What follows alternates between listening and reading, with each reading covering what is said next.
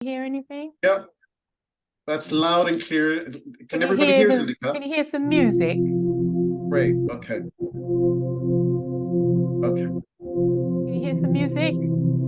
Oh, wonderful. Yeah, I think I had it on the wrong screen. That's why I couldn't see it.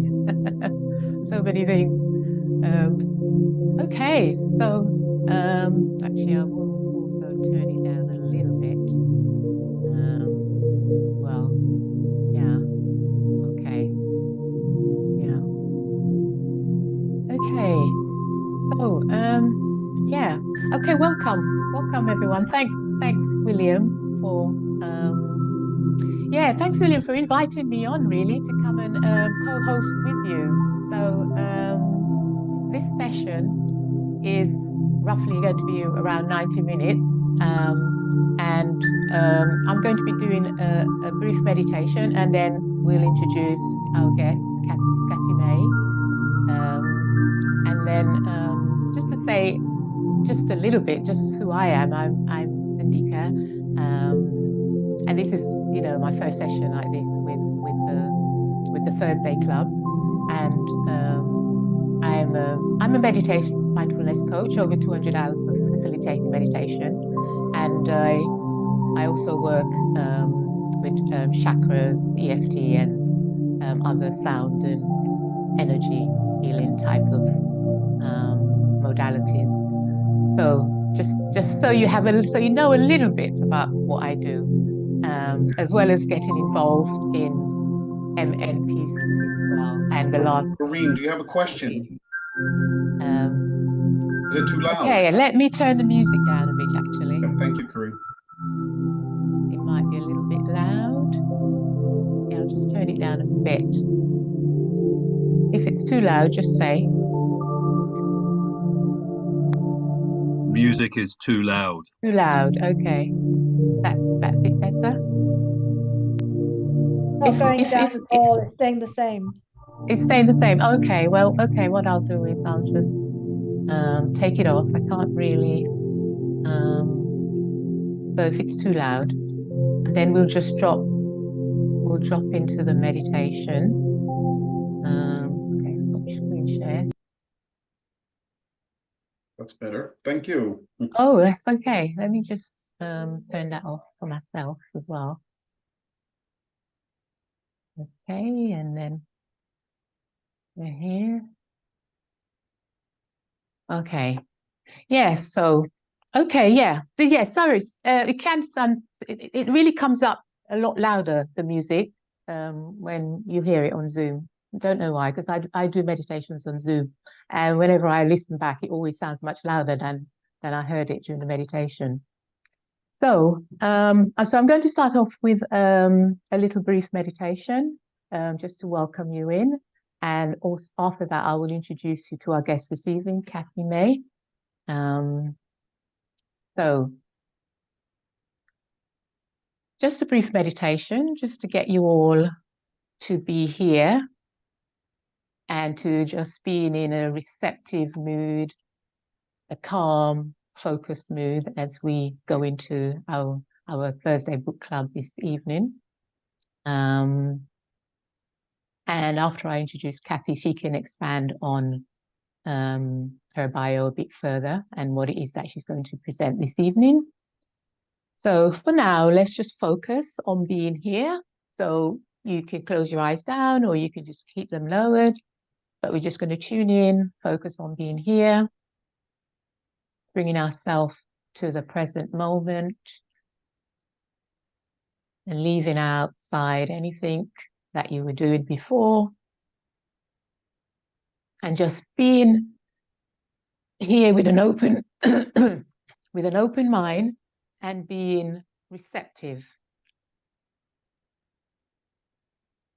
and not allowing the mind to be too distracted. So we're going to do a little bit of, you know, concentration type of meditation, where we're just going to focus on calming the mind and just being here, leaving whatever it is you were doing aside. And immediately I say, calm down, calm the mind. the mind will probably start to wander, as usually that's what it does. So just give it some time. Just don't get too disturbed by that. Just give it some time and let it just gradually begin to calm down. And one of the ways you can do that is begin to give it something to focus on. So pull your attention to the breath as you breathe in and out. Just drop your attention there.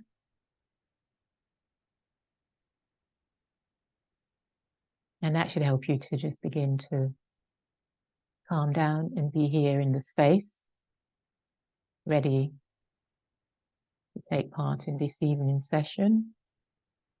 So you're just following your breath in, following your breath out.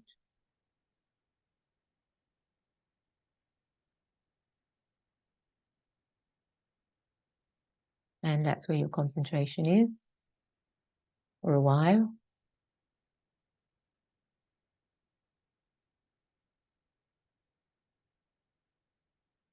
And as you do that, let's drop the focus off your attention to the belly area, the abdomen. And you'll notice that rises and falls. So keep your focus on the belly, rising and falling, in and out. It may be a sensation. You may be able to feel it.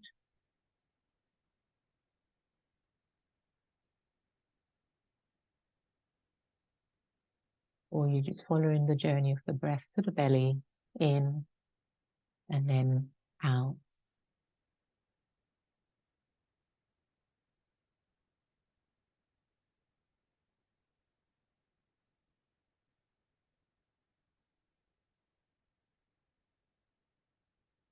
And as you do that, just be aware of any tension anywhere else in the shoulders or the back, and just allow those to just relax by just lowering the shoulders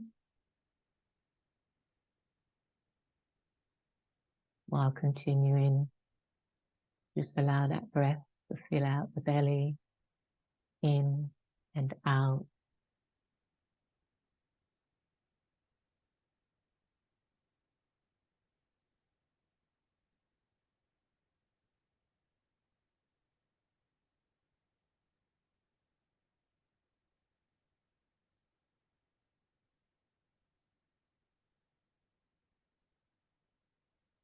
And as you do that, I just want you to gauge how you're feeling about coming in, receiving information from others.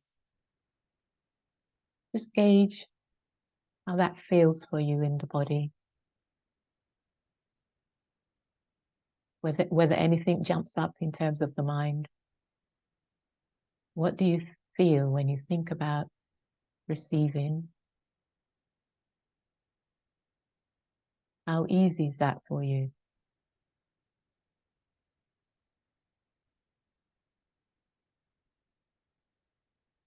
How easy is it to come in with an open mind, with an open heart,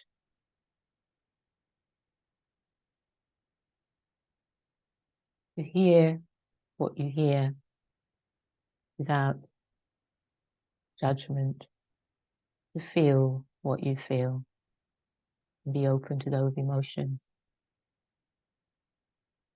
And just allow whatever may come, and be easy and relaxed.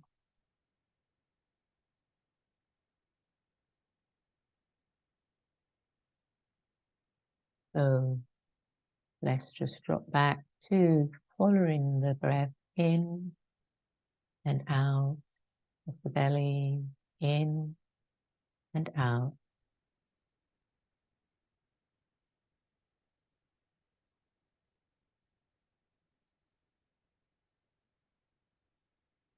And as you're doing that, before we come back together, let's just finish by saying to ourselves, I am here to listen, learn, receive, connect, and participate in this evening's presentation.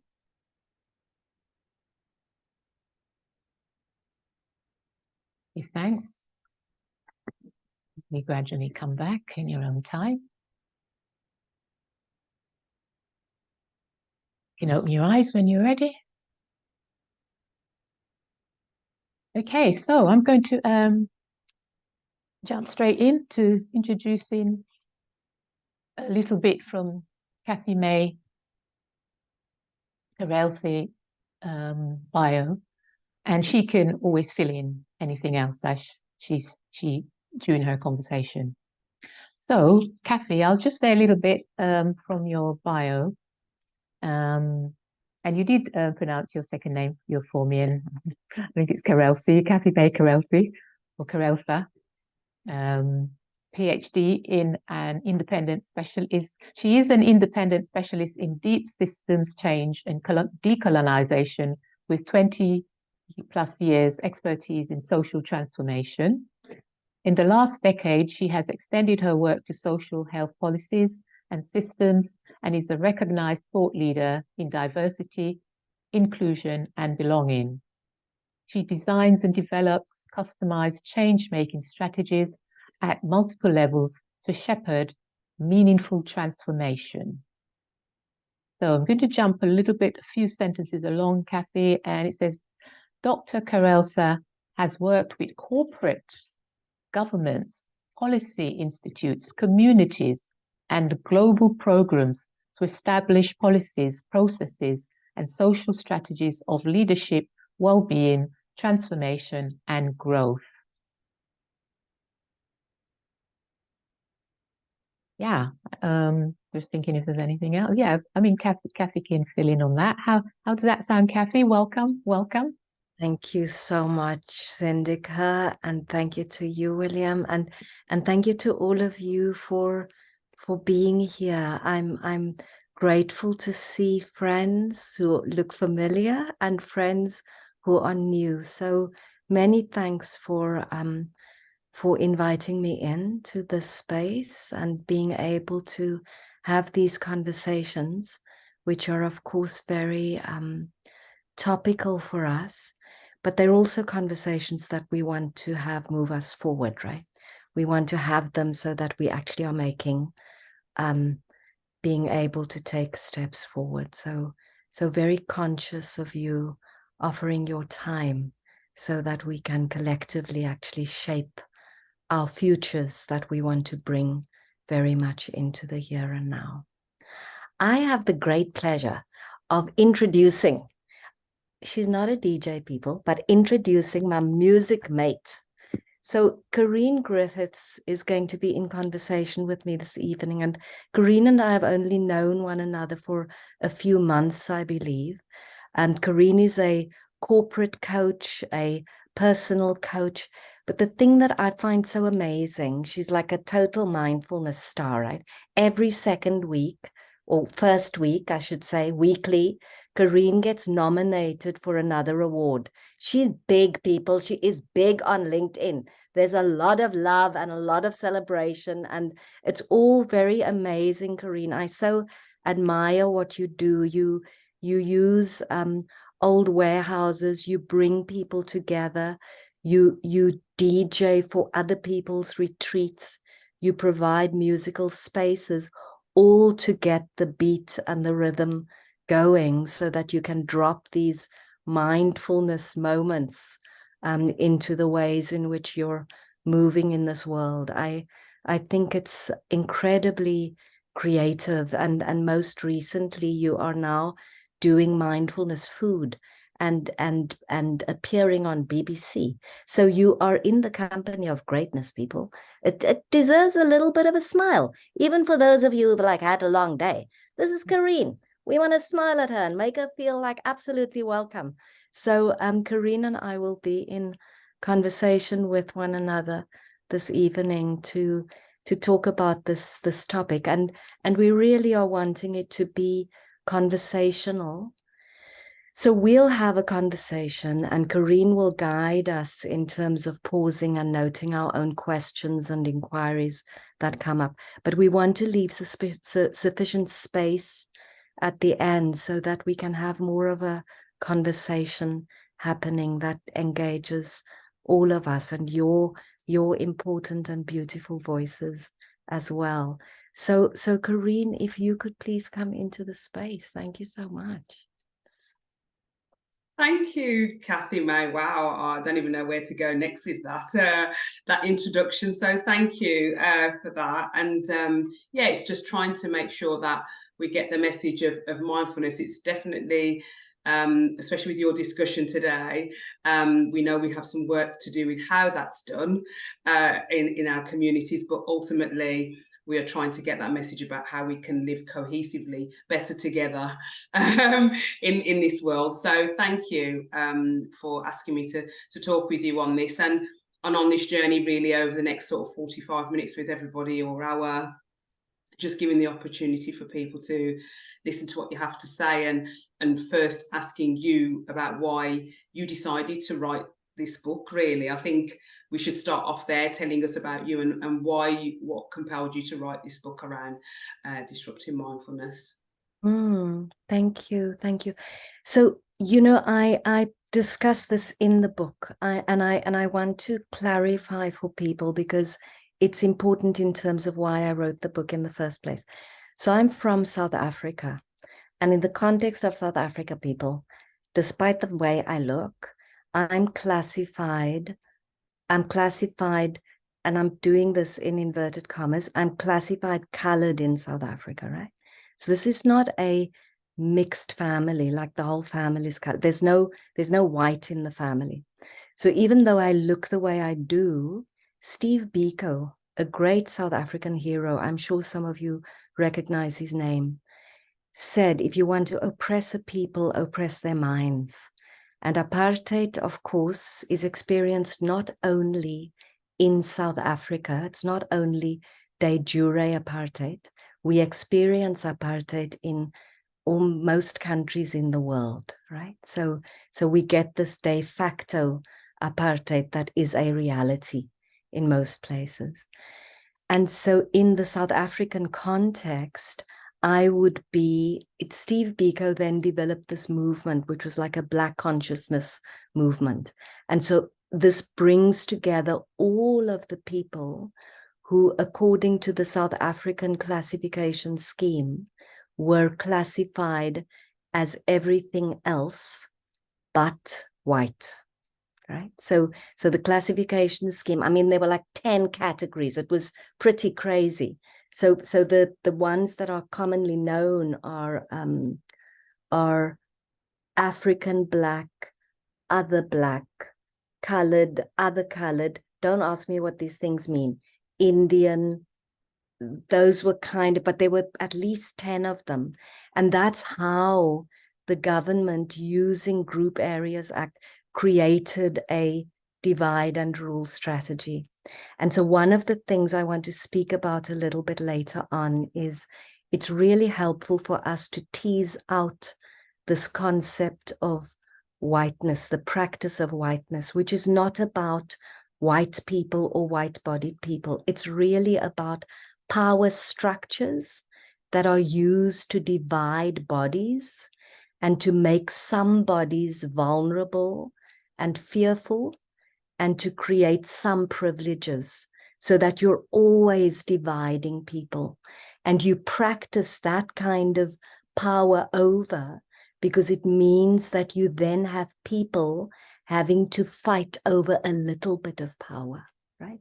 So the divide and rule strategy works by getting the people who are oppressed to actually divide themselves almost. It's a very effective, sinister strategy that still is successful wherever divide and rule is practiced. So So coming from apartheid South Africa and being involved in the national liberation struggle and then being involved in nation building, because remember we had the freedom of Nelson Mandela. We had our first free elections in 1994. It was a big deal in terms of transition. And we can discuss this later on. This part isn't in the book, but South Africa then pursued a path of neoliberalism, which we're familiar with in the US and the UK. And that path of neoliberalism means that the system of racialized capital, and racialized capitalism is a concept that was coined in South Africa, but is prevalent as much here as it is in the US and in many other countries. That system hasn't actually changed, because we did not, the struggle attended to race in terms of giving everybody the vote, but it did not attend sufficiently to class. So whereas we were waging a national liberation struggle around race, class, gender, and of course this was, you know, back in the decades of the last century, so we weren't complicating it sufficiently. It was mainly race, class, gender. We dropped at some stage that class factor, which means that if you visit South Africa today, you know, it is the most exquisitely beautiful place and the most heartbreaking place, because you still see the divisions by race. And remember, in South Africa, we have a Black majority. So you're seeing that exploitation and oppression of a majority of people by a small minority. So anyway, that of course meant that if you grow up in apartheid South Africa, of course you have a social justice lens. It's very difficult to see the world without it. And so moving over to the UK for various reasons and becoming more involved in the mindfulness world and in the trainings of the kind of conventional mindfulness world, I would say, the popular mindfulness world, if you like, meant that I was seeing all of these things, Kareem. I wasn't not seeing them. And initially I was like, you know, bright-eyed and bushy-tailed and very keen and very eager. And also listening to the rhetoric of we're about more than social justice, you know. This is about, I mean, I'm not going to repeat the language, but so almost having to leave social justice at the door in those spaces. And it cut very deep, because here were different nice forms of denial about difference. And the spaces were particularly white in the sense that they weren't prepared to engage with social justice. So they were very hyper-individualized spaces. We were practicing mindfulness for ourselves rather than in community, which of course is very much the antithesis of organization and community and any forms of struggle. So those were all, that's a long answer, but they were all motivations for why I came to inquire into how do we get into the situation in mindfulness in the first place, and to unpack that. Thank you. Thank you for that, Cathy. We'll keep taking just mini pauses while we digest that all the information that you're sharing with us today. But you've wrote this book now, and naturally we were, you know, I would like to ask the question if anybody knows about or heard of this book. If you can pop in the chat if you have heard of this book at all, which will be great, because then we can get a sense of, yes, you know, in the audience if that's the case. But thank you, Amelia. What would be great to hear from you, I suppose, Cathy, is there are sort of a big book which we need to pull out the key highlights, the key themes, the key top 3 things, I suppose, that we want to try and gather from this book. So can you share with us those sort of like how that unpacks, or how are those three things that you could highlight for us today in this session? Sure, and possibly one of the easiest ways to do that is the book is actually divided into three parts. So let me just name what those parts are. There's the first part is called The Roots of Exclusion and Othering. So it's actually unpacking how we have how colony and empire are still very alive in the societies we're living in. And that part really leans into the notion that ecosystems, like Biko says, these ecosystems very much imprint themselves on society and on minds, and very much shape us. The second part of the book, so the first part looks at how the very idea of white mindfulness, with the histories of colony and empire, and then the emergence of neoliberalism, whiteness, and post-racialism, importantly, right? This era of there ain't no thing like race. I mean, what do you mean? We're all just human together. So almost the opportunism about denying socioeconomic conditions, the ways in which bodies are made to become vulnerable. Understanding how all of those kind of build this society where social norms and dominant narratives continue to other and continue to create exclusions. And then looking at the middle section, which is really understanding how mindfulness comes to be wrapped in whiteness through pedagogies and curricula, and how pedagogies and curricula have become very much corporatized. So we're looking for skills and metrics, but those skills and metrics are measuring some things and not other things. So for example, something the book asks in the third section is, could we be measuring how well mindfulness teachers understand social transformation, social justice, issues of society, socioeconomic root causes of whether it's stress or whatever the case might be? So it's really wanting to understand how pedagogies, curricula, training, when they happen in the context of white mindfulness, actually reproduce the very systems. They cement what these systems really hold in their base, if you like.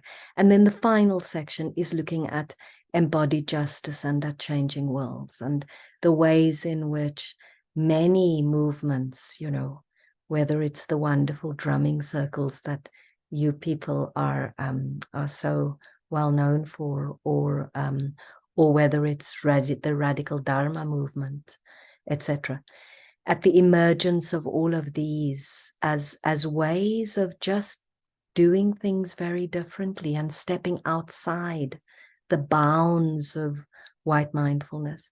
And just to say that I use Audre Lorde's The Master's Tools throughout the book, throughout the process, so that there's always this question: can we transform white mindfulness? Is there a possibility of actually changing the situation that white mindfulness has created?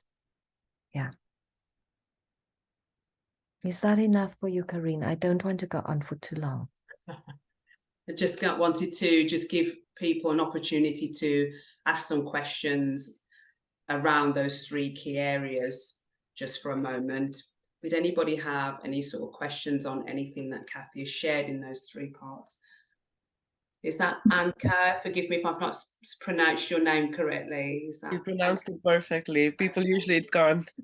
Hi, Cathy. My name is Anka. I didn't grow up in South Africa, nor did I grow up in the UK. I grew up in India. And I was wondering, because you're also you're an academic and a mindfulness practitioner. I'm an academic as well, and I'm more of an educator and decolonization practitioner now. But I was actually wondering, because I did not live through apartheid South Africa. What I have grown up with, because my grandparents' generation lived through independence and partition, and what I've grown up with is the consequences of that. And what I feel all the time in this country, and what I think I have grown up feeling but not maybe properly known it, is the way ethnic religions, if you like, are looked down upon and constantly put down. So, and then you come here, and a lot of the festivals and the mindfulness movement separates itself from religion and so on and so forth. And again, there is a sort of putting down of ethnic religion. I'm not saying this from a perspective of protecting or unprotecting religions. I'm just sort of saying this is what I feel all the time. And this kind of like wanting the India without the Indians and wanting the Hinduism without the Hindus. And I feel it constantly as a first generation immigrant. So people will do all sorts of crazy, like white people will fold their hands when I don't actually feel that, you know, what that's what they're feeling. But if you are in a prayer posture, you are too religious, too traditional, too subservient, the brown women that have to be saved from the brown men, and constantly. So I wondered, where is the place of sort of that version, that thing that colonization did to ethnic religion, to brown, perhaps black women, I don't know, but like, where is the place of that in when you take account of neoliberalism, or when you take account of this post-racialism, which I see, where do you take account also of that bit? Because a lot of the white mindfulness movement is this: we'll appropriate the spirituality, but we don't want the religion, you know? So I just wondered if like that plays a role. Like, I haven't read your book, I'm sorry, but yeah, I just wondered if that's in there somewhere. Thank you so much, Anka. Corinne, did you want to repeat anything, or shall I just go for it? No, just carry on. No, I was just going to say thank you for that, Anka. Thank you so much, Anka. And I'm actually not an academic. I just happened to, I used to be an academic at some former stage a couple of decades ago, but I'm no longer one.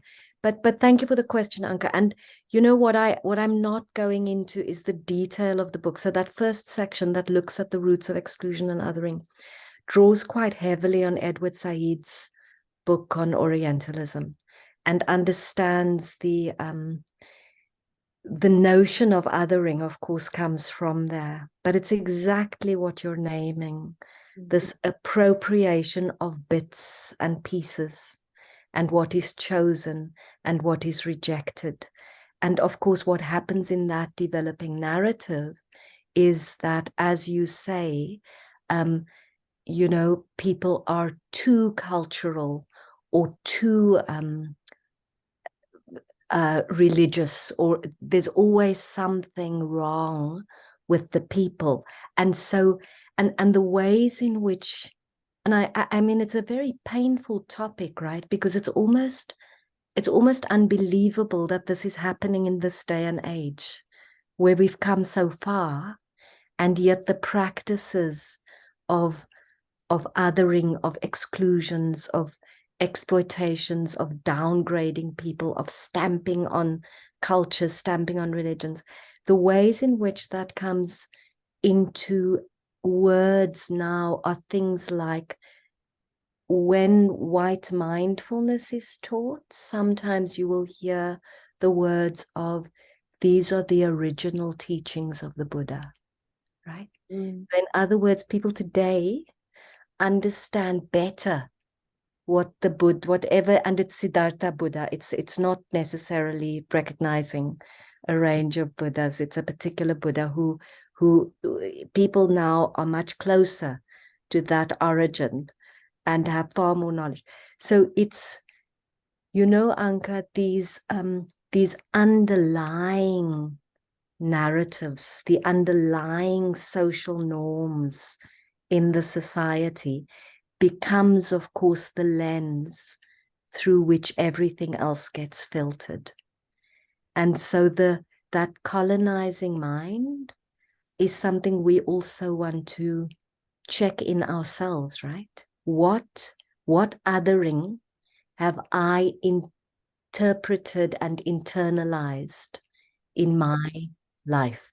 You know, where do I practice that othering in my life? I think they're incredibly important inquiries, not simply for the sake of distraction, but to make sure that we are not repeating these human catastrophes, you know, whether it's exclusion of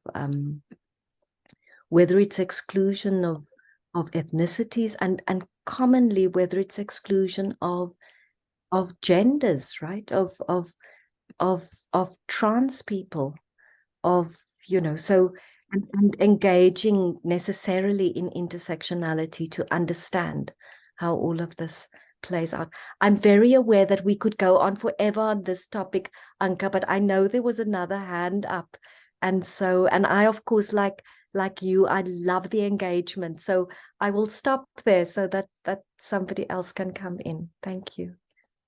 Just wanted to welcome Nina into the group also. Thank you. Welcome, Nina. And Mandy also. I think we welcome. I think we had Stuart. Was it Stuart? Did you have your hand up, Stuart? I did, yeah. Forgive me, I'm having to skip around rooms because for some reason this evening the signal is erratic. So just give me a second here, please. That's okay.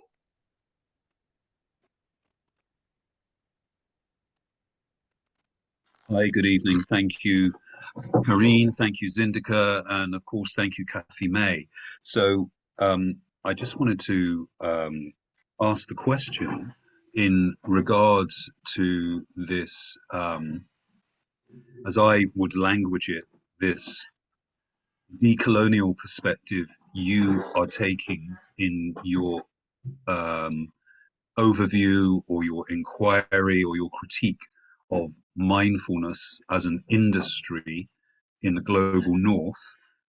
My interpretation of that is that your critique is one of white supremacist ideology and the way that through neoliberalist ideas, practices, and infrastructure, which of course are the fruit of the European colonial era in the last 500 or more years, those are very deeply laid material, ideological, financial, political, and academic and quasi-scientific frameworks, if you like, without wanting to go too far down the wormhole in our context this evening. That's some deep epistemology, which requires some very substantial lifting, so to speak, in terms of other perspectives of indigenous and other wisdom tradition perspectives being able to get equivalent airtime, so to speak, in the wider discourses in public life around what is the origin, what are the roots, not only of mindfulness practices, but of these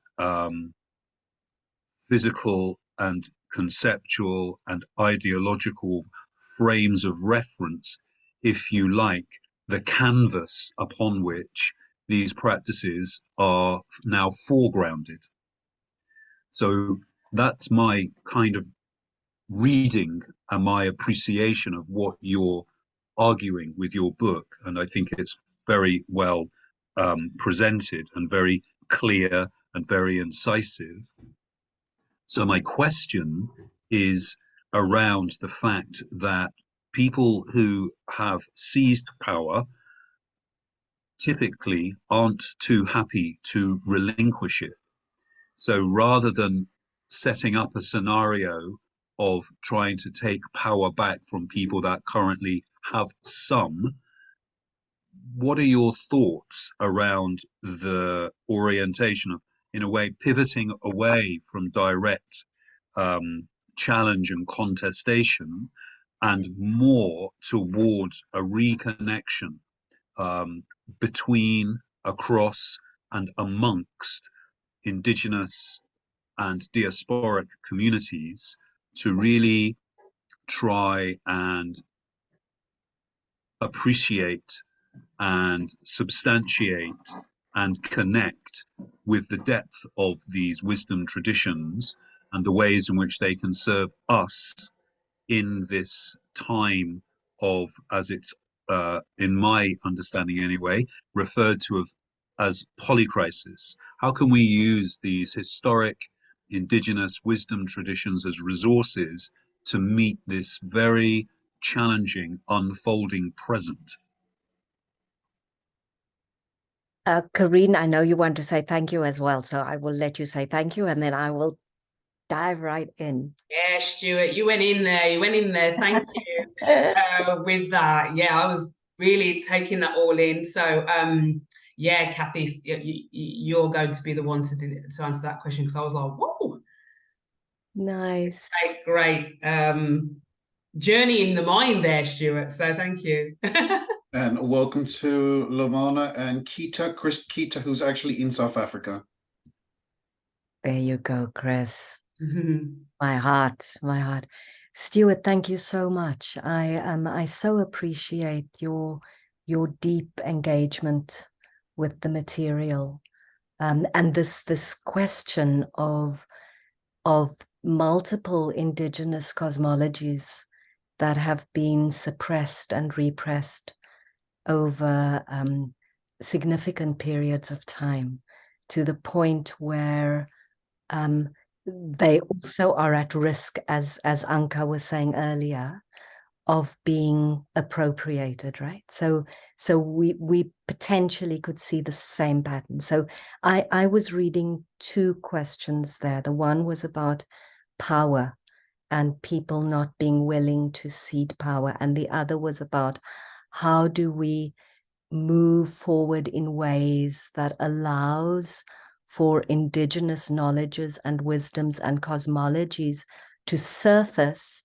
so that we don't repeat the error of the last few thousand years, so or 100 years. So we want to understand that any works that are happening today, and I'll give you a very concrete example. I'm working on a climate youth resilience project, and this could have been a project that was simply global north, and we're mapping the uses of contemplative practice to address climate distress and to build climate resilience.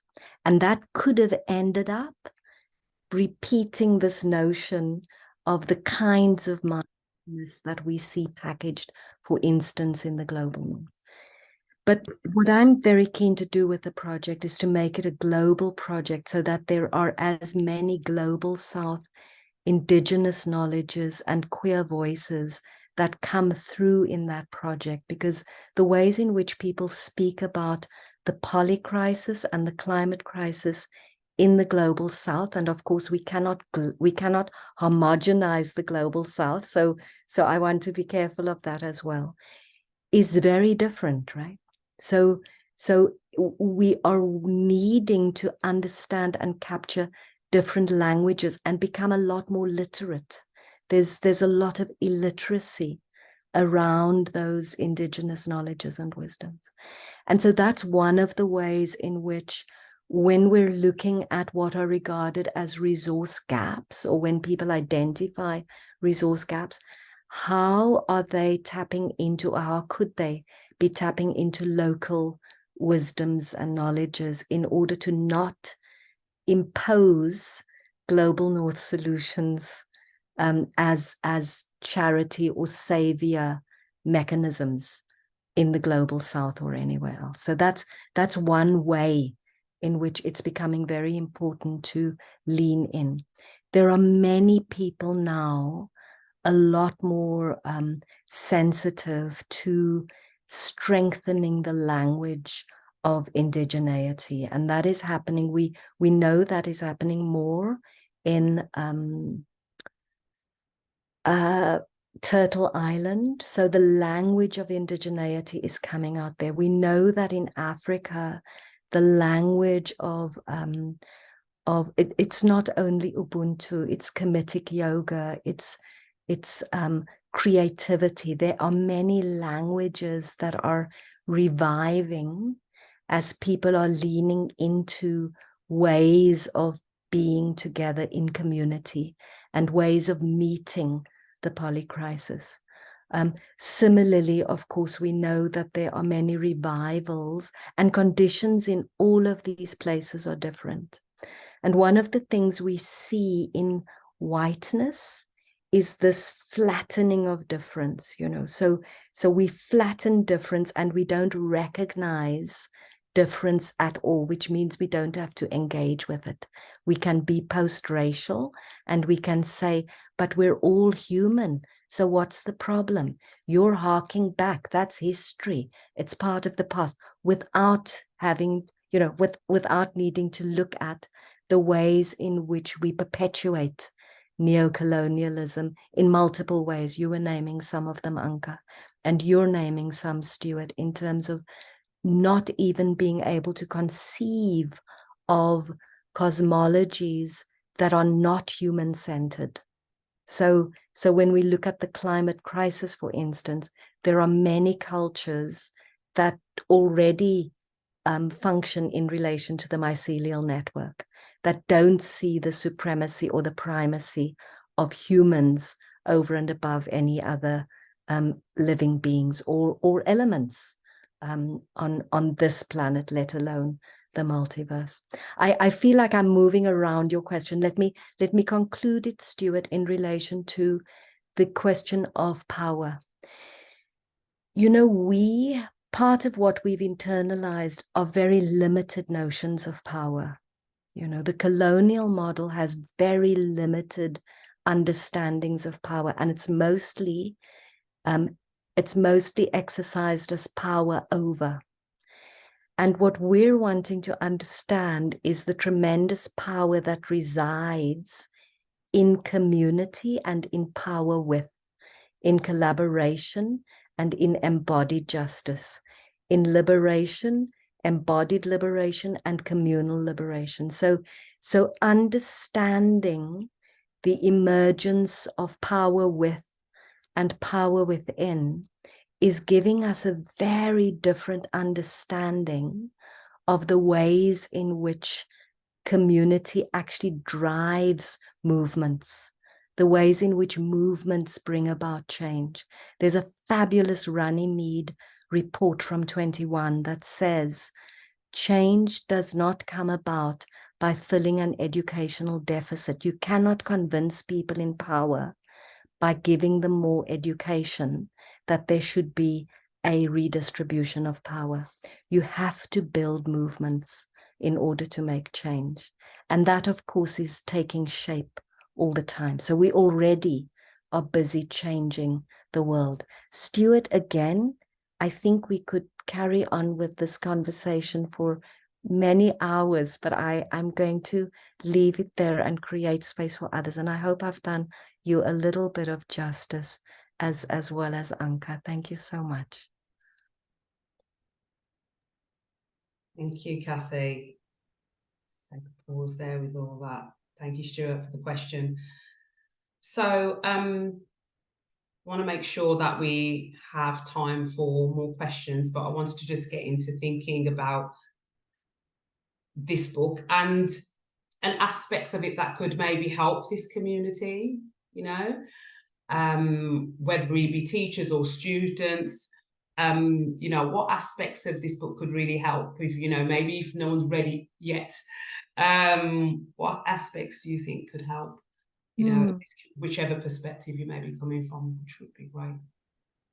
Thank you, Karine. You know, I suspect there are many things already underway, right? We know people are making change all the time. So I really am not suggesting, I wouldn't suggest ever that the book is the answer that we're looking for. I think these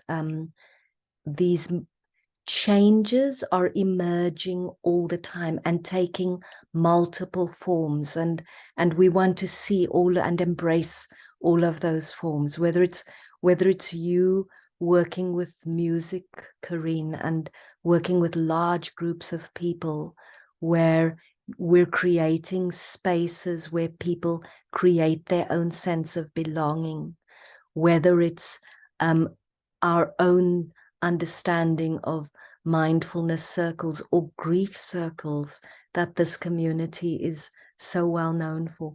All of these are incredibly important ways of changing the landscape.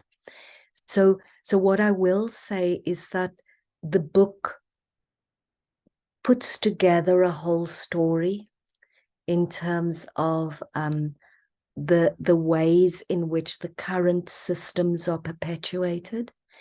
It also speaks about the ways in which time, emotions, sensations are all told from narratives that often come from European Enlightenment times. So it queries many things. It doesn't assume anything or take anything for granted. It's calling, it's lifting up the many emergent ways in which people are organizing for change. So it's naming, among other things, Rhonda McGee's work. Rhonda McGee is somebody this community is familiar with. But it's also looking at other possibilities of not practicing according to the conventional teachings of white mindfulness. And I want to be deliberate in talking about white mindfulness, which is where the mindfulness industry comes from, you know. So many of us don't feel a sense of belonging in those spaces. I particularly, you know, I like completely love Lama Rod and can say unabashedly, Lama Rod loves me. So there's a huge difference, a huge sense of belonging in those communities that are completely available to us. I mean, Lama Rod runs radical, what are they called? I forget, first Thursday of every month, people. Free radicals. And those kinds of spaces where we are practicing together, we are building community, but there are very different qualities being cultivated. I work in spaces in South Africa, you know, where we're working with young people, and it's very co-created, although they're coming out as wellness leaders and wellness champions and placed in their youth leaders, and they work in their communities and townships and shake things up and change the landscape there as well. So I think the thing about the book is that it does not shy away from the ways in which whiteness plays out. It does not shy away from the ways in which pedagogies recreate exclusions. It does not shy away from the tenets that uphold white mindfulness. And Anka, for you and others, if people don't have the time to read the book, which I mean, I completely get, there is a recording where I actually present the 3 different parts of the book. And if I have a moment, I'll try to find the link to the recording so that you can listen to a 45-minute recording that actually gives you the juice of the book, as it were. But I think this questioning of time to return to the cosmologies that we are so blessed with, but sometimes out of touch with, the returning to understanding how our lives are shaped and understanding how 1,000 paper cuts, you know, that's a concept of Ray Johnson's, actually hurts, because these kinds of systems hurt on a daily basis. They're punishing on a daily basis. But then also understanding how we are liberated and how we are not waiting for justice to be handed to us. We're not waiting on white mindfulness to say, here's a piece of land. We're not waiting. And this is not about resistance politics. This is about learning to stand, sit, and be in our own power. This is about taking back the power we have. So it's not needing anything from anybody else. It's really building forward with the resources, the tremendous resources and gifts and knowledges and wisdom that we already have. Am I saying enough to you, Karine? One last thing. This is also bridging work, right? I'm really keen that we see this as bridging work. So the notion for me comes from the Othering and Belonging Institute, and they're also one of the leading institutes in the world at the moment. If you're wanting to be inspired, listen to Bayo Akomolafe, who is a fellow at the Othering and Belonging Institute. You've missed out this time because he's just started a program called We Will Dance with Mountains, where we are stepping into uncertainty. And that's the thing. We're reframing things to such an extent that we're not looking for the kinds of answers that the system wants us to look for. So the book encourages our imaginations and our dreaming. I said I'd stop, so I really should. Please, Karine, over to you. Oh, thank you. Thank you. I feel the passion for sure. And thank you for your notes in the comments there. If people can see what's been put in the comments from Stuart as well. That's brilliant. And make sure you have a read of those. But is it Keita? Forgive me if I've not said your name, sorry, correctly. It said, is this a question? Mindfulness came from white people, or you put question mark here. Is that a question you're wanting answered? I know Amelia has put. It was and thank you for allowing me to be a part of the group. It was a response to what I thought that I heard, that mindfulness originated from white folks, and that was a question of, is that what was said? Peter, thank you so much for your question. I'm going to let somebody else answer that, so that I'm not dominating it. Would anybody else like to address that? Oh, did someone say something? I'd love to have a go at that one, Cathy. You know, it's possibly one of my little hobby horses.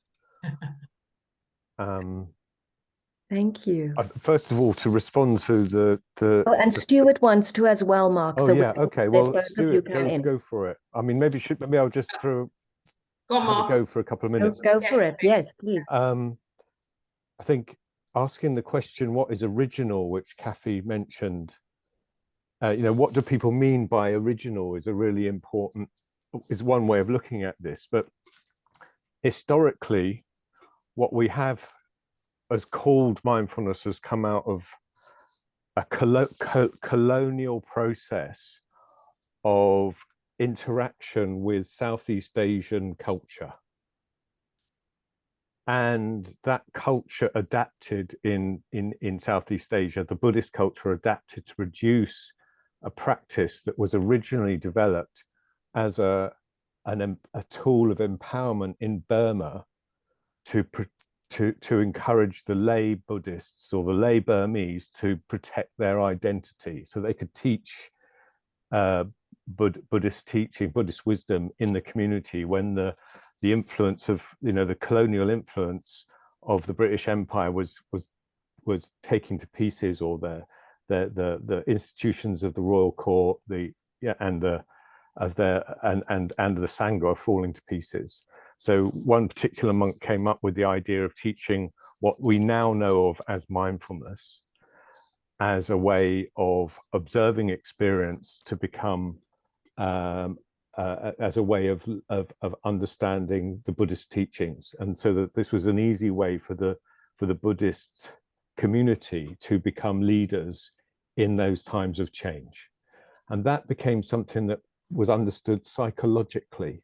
It started to be understood in a way that was about human psychology, and that fitted with the sort of scientific view and Burmese culture. Also, stop saying actually or basically, you know, in the middle of a sentence, or basically this. Oh, I'm very sorry. I was trying. No, me. I'm trying to find it. Sorry, who's that? I don't know who that was. Okay, so is it, I don't know. I thought there was a Zoom bomber for a second. Go on, Mark. Yeah.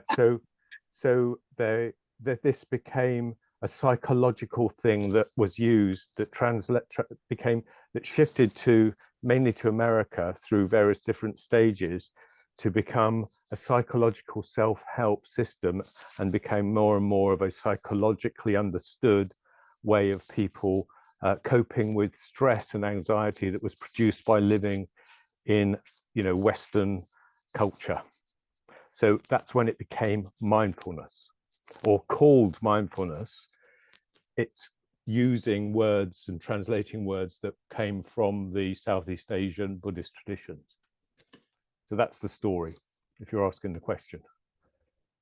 Thank you, Mark. I think for that pause, I definitely don't think there was anybody in this group, Stuart, pointing out we think it's somebody that's just jumped in, had a little chat and decided to leave.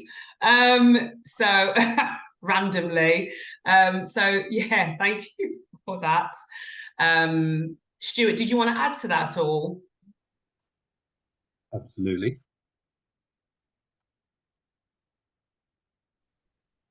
So I'm not going to contradict Mark, but I'm going to offer a deeper time-based perspective on what we now language as mindfulness, and say that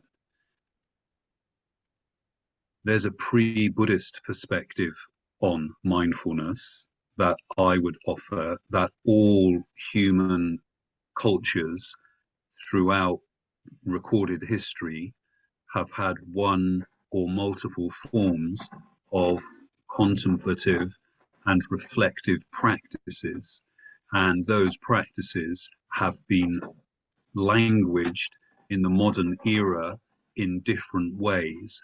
But I would argue very assertively that mindfulness, as we identify it and name it, is not the preserve of Buddhism.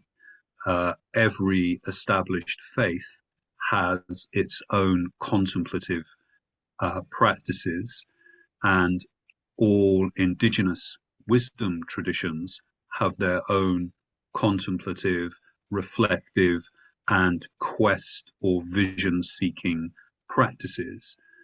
So these practices have journeyed through time, and as different cultures have encountered them, have languaged them and framed them and articulated them within the bounds of their at present cultural knowledge and contextualization. So there are lots of things that are lost in translation, and there are lots of things that are confused in translation. But personally, I would argue that the capacity to intentionally exercise mindfulness doesn't rest with one particular cultural group, but is a human capacity. Thank you very much, Stuart, for that. I appreciate that very much so. And the reason for my question was that just hearing it stated the way that it was stated, through hearing excluding what you just mentioned, it's what it sounded like, that it was just that mindfulness came from the white community, and that's just too succinct when it's just too much of a broader thing that is really out there in the world. So I thank you for that. clarification.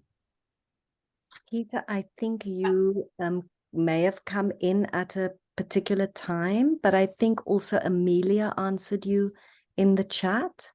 So it might have been that you heard the concept white mindfulness and not anything else. And Anka's got a question. Anka, you want to say something? Well, not necessarily. I was in here when the phrase was put out there, and that's why I asked the question. So, but Stuart definitely shed light on the question that I asked, and so that was very important. So I think the context for which I stated the question and the answers that were given were exactly what I needed to hear. Wonderful. And I just want to acknowledge Amelia as well, Keita, who also responded to you in the chat. Thank you. Thank you. Anka, did you want to say something? Thank you. Yeah, I'm so sorry you have to hear my voice for a second time. I'm tired No and apologies. I'm tired and I can't keep things in. I have worked in white environments all day today and I just can't keep it in. So I'm sorry. I think that we waste too much time worrying about when and how white people documented something. And I'm absolutely exhausted by it because we keep recentering colonization by doing that. We are here speaking in English. There is no avoiding the fact that we are adjacent to whiteness. There's absolutely no, we are, just the setup that we are in, there is absolutely no avoiding of that. For example, Cathy, you mentioned that, whiteness associates power with dominating something, but it forgets that actually we can hone into embodied power.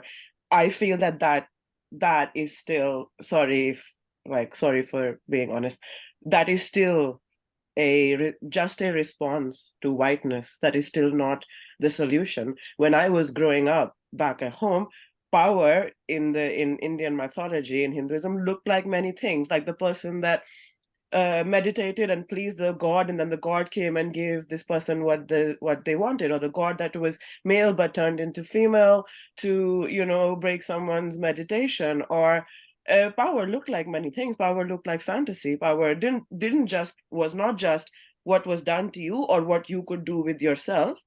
Power looked like many things, right?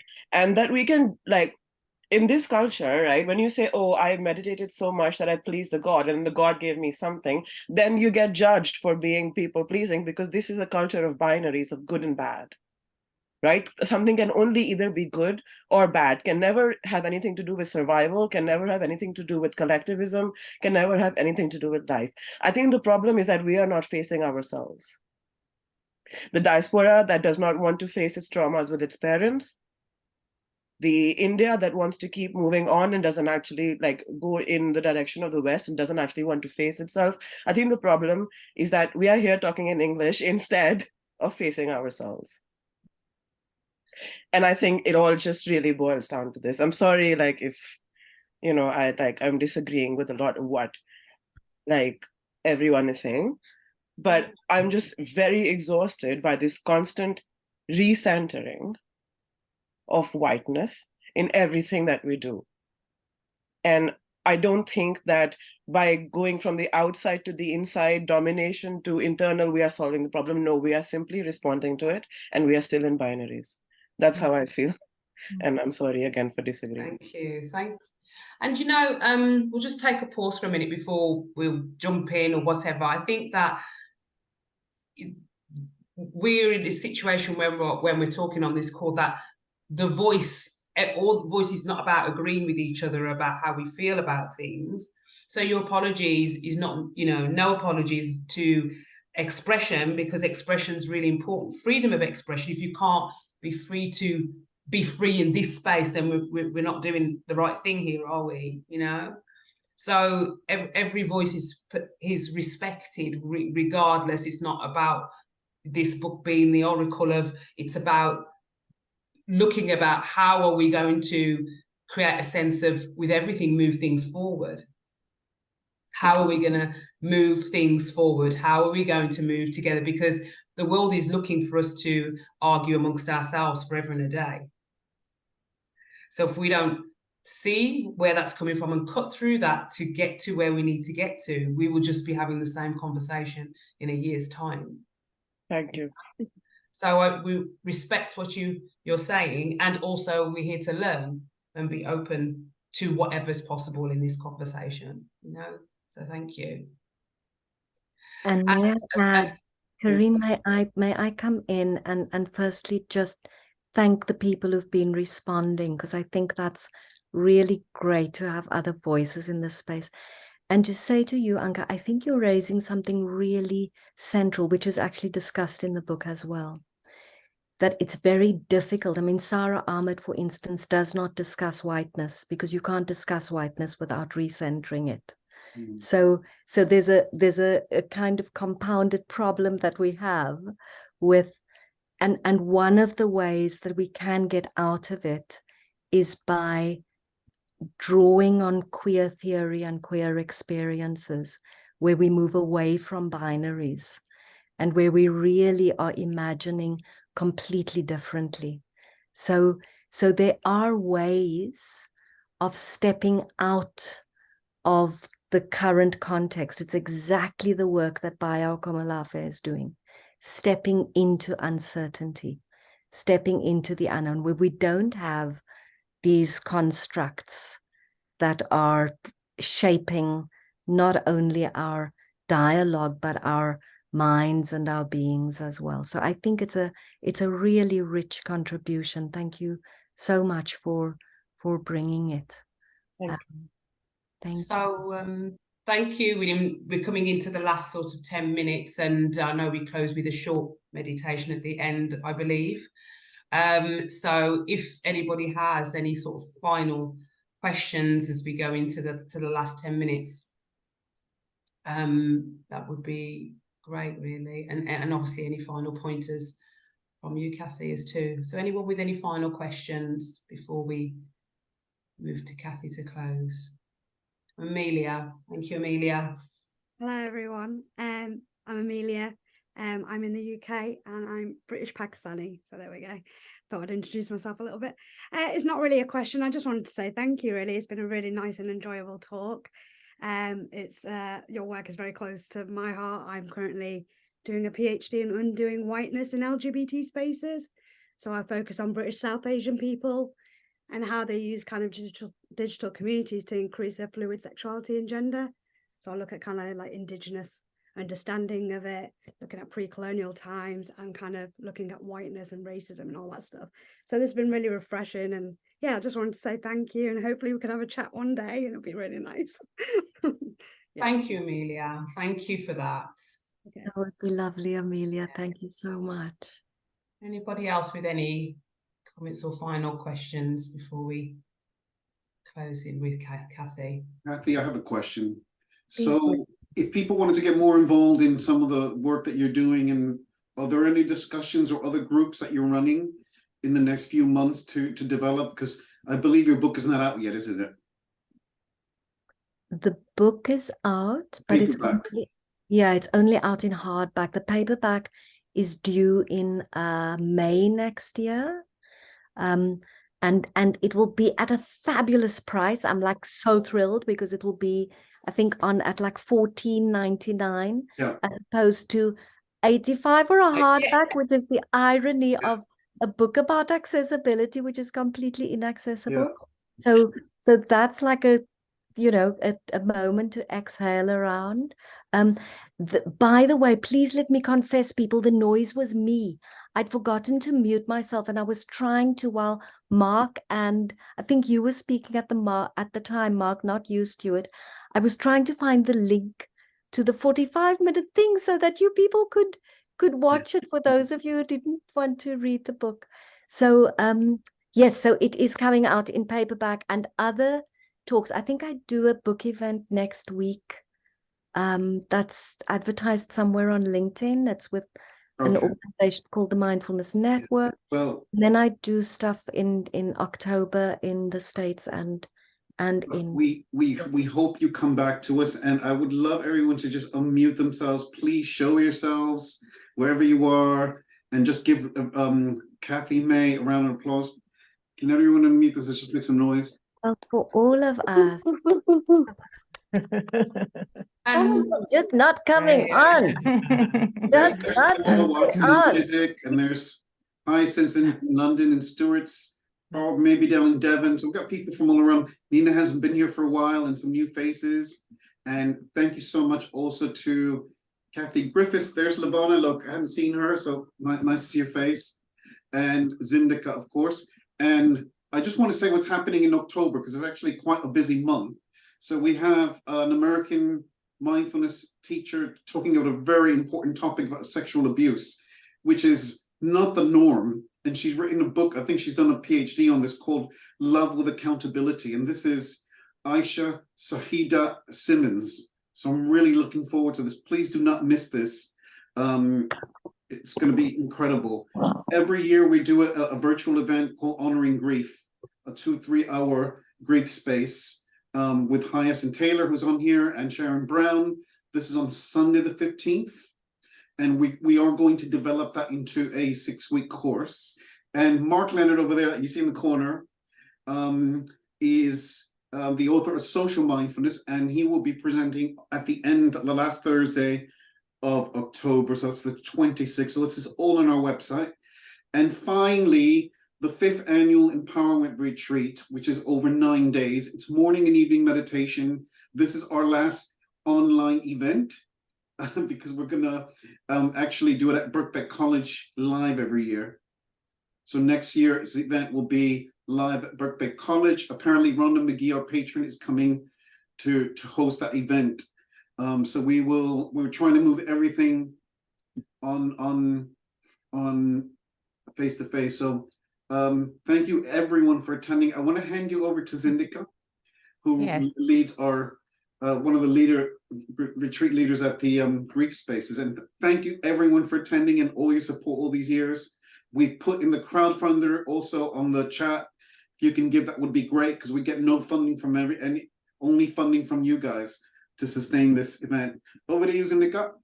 Okay, thank you. Just one moment, sorry, just a second. There was just a question about how to reach Cathy beyond LinkedIn.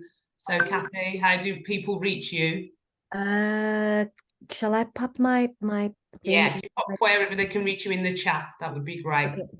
You can certainly reach me via the website, but thank you for pausing, Karine, because we also want to say thank you to you, William, and to the community for being here and for this wonderful conversation and for lifting the voices of the Global South Indigenous communities and queer communities.